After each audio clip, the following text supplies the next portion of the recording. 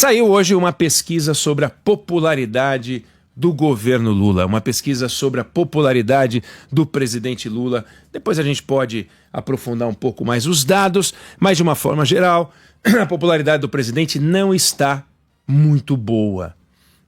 A popularidade, ou seja, a aprovação ao governo é menor do que a desaprovação.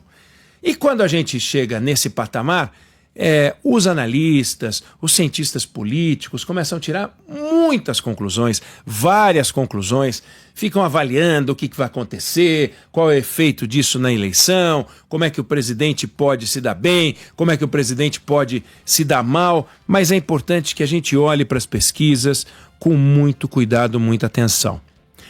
Se a gente voltar no tempo, para o governo Bolsonaro, nessa mesma época, mais ou menos meados do terceiro ano do governo, a popularidade dele era pior que a do Lula, segundo alguns institutos, semelhante à do Lula hoje, segundo outros institutos. Se a gente voltar um pouquinho mais no tempo e for para o terceiro ano do segundo governo do presidente Fernando Henrique Cardoso, a popularidade dele era semelhante ao do Lula. Então, quando a gente vê isso e a gente analisa o que aconteceu com as eleições no ano seguinte, a gente vê que Fernando Henrique se reelegeu com facilidade, não houve segundo turno, que Bolsonaro não se elegeu, mas foi até o final, foi para o segundo turno e bateu na trave. Vamos combinar que ele não perdeu a eleição de massacre, perdeu por muito pouco para o Lula e, portanto, qualquer tentativa de interpretar as chances de Lula na eleição do ano que vem com base na popularidade dele hoje é precipitado, é arriscado, beira a irresponsabilidade.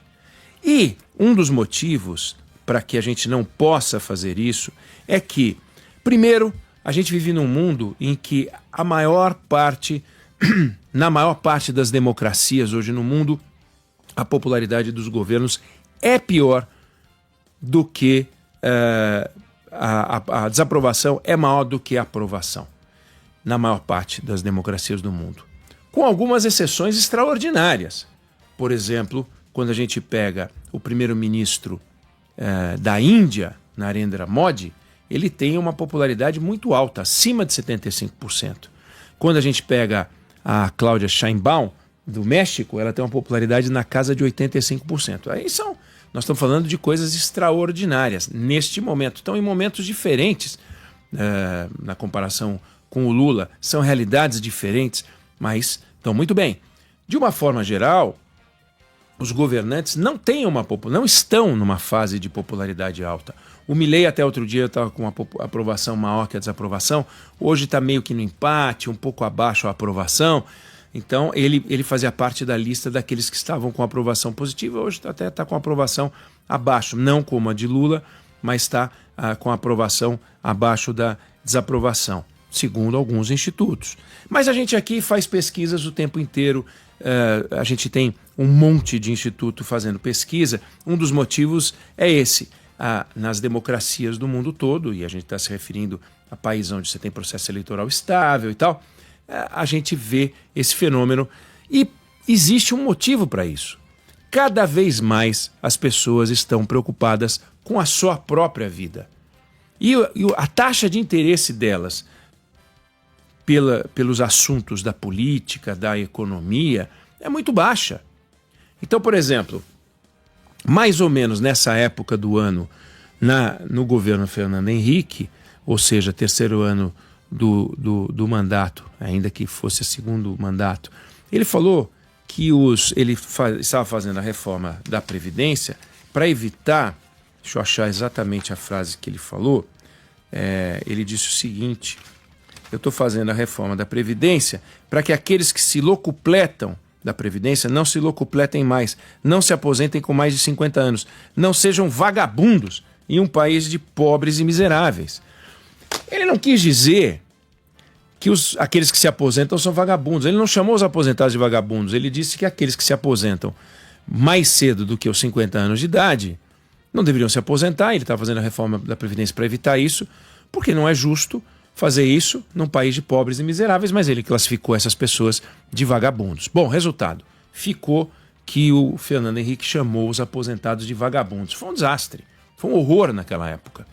Então, existem certos momentos da vida do governo em que o governo tem 1000 desafios, ou por uma declaração estabanada, ou por uma ação estabanada. A gente tem agora a história do INSS, a gente tem a história do IOF, problemas que complicam a vida do governo Lula.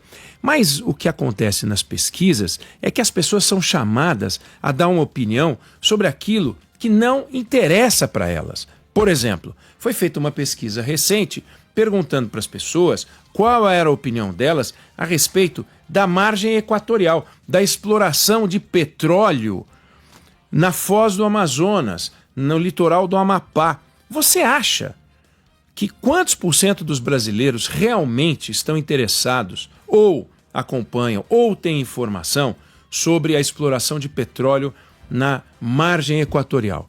Se você perguntar para 3.000, 4.000 brasileiros, quantos você acha que vão poder dizer assim: eu acompanho essa discussão sobre a exploração de petróleo na margem equatorial, sei que a margem equatorial vai do Rio Grande do Norte ao litoral do Amapá, e sei que quando se fala da foz do Amazonas, não estamos falando de uma exploração na foz do Amazonas, e estamos falando de uma exploração no litoral do Amapá, e que isso é muito importante. E aí na pesquisa, Sandro, Débora, perguntam para os brasileiros o que eles acham sobre a exploração de petróleo na margem equatorial, e 36,3% defendem que a Petrobras deveria explorar petróleo na foz do Amazonas apenas se já tiver licença ambiental e realizar os estudos de impacto. Você acha mesmo que os brasileiros conseguem, não porque são ignorantes, não, porque não têm interesse, chegar nesse grau de sofisticação? Eu sou a favor,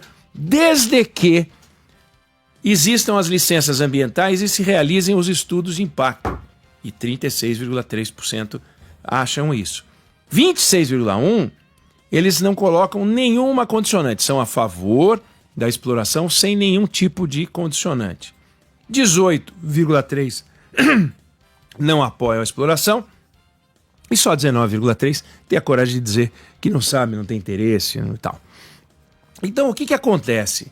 Acontece que as pesquisas desafiam as pessoas a ter opinião sobre aquilo que elas não, por aquilo que elas não se interessam, daquilo que elas não entendem. Por exemplo, pesquisa que saiu agora há pouco, 50% dos entrevistados dizem que o governo Lula errou ao aumentar o IOF das compras em dólar para as pessoas físicas e remessa de dinheiro no exterior.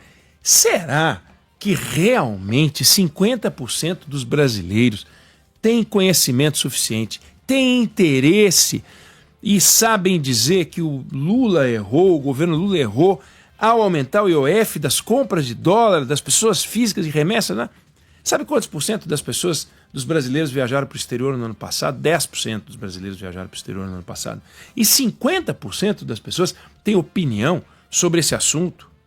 Será que as pesquisas capturam uma opinião verdadeira das pessoas? Fizeram um estudo nos Estados Unidos e entrevistaram um grupo de pessoas sobre um determinado assunto, fazendo uma quantidade de perguntas. 2 meses depois, voltaram as mesmas pessoas, porque elas pegaram os telefones e fizeram as mesmas perguntas sobre os mesmos assuntos. A taxa de convergência era de menos de 50%. Ou seja, menos de 50% das respostas colhidas batiam com as respostas dadas 2 meses antes. Por quê? Porque as pessoas mentem? Não, porque a opinião não é estável. A opinião é influenciada por uma constante influxo de informação. As pessoas vão mudando de opinião porque vai mudando o cenário. É como as ondas do mar. Você não tem 2 ondas iguais, ainda que você imagine que tudo se pareça. Não é assim. Então as pessoas vão e respondem às perguntas, mas só que elas não têm um compromisso com aquilo. Eu já contei aqui mais de uma vez, vou repetir.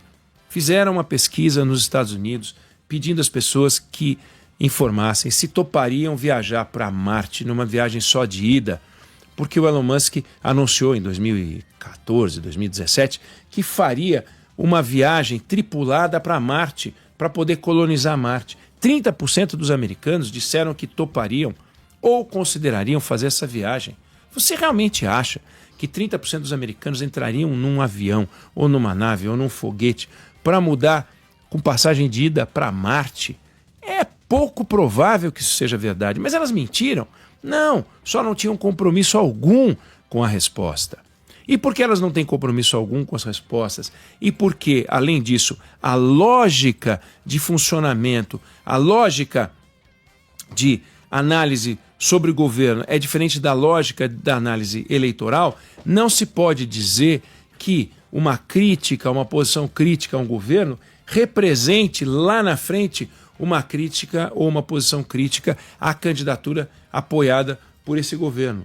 Ou seja, Lula vai ser avaliado lá na frente, no processo eleitoral, se ele for candidato, por um conjunto de fatores que não traduz a opinião que as pessoas têm sobre o INSS, a opinião que as pessoas têm sobre o IOF, a opinião que as pessoas têm sobre a margem equatorial, ainda que isso lá na frente possa ter efeito. Porque lá na frente, se esses assuntos realmente se mantiverem importantes, quando as pessoas que hoje pouco se importam com as pesquisas, pouco se importam por política, pouco se importam com a economia, a não ser a economia na vida delas, se isso lá na frente tiver alguma serventia, algum interesse, sim, as pessoas vão se posicionar.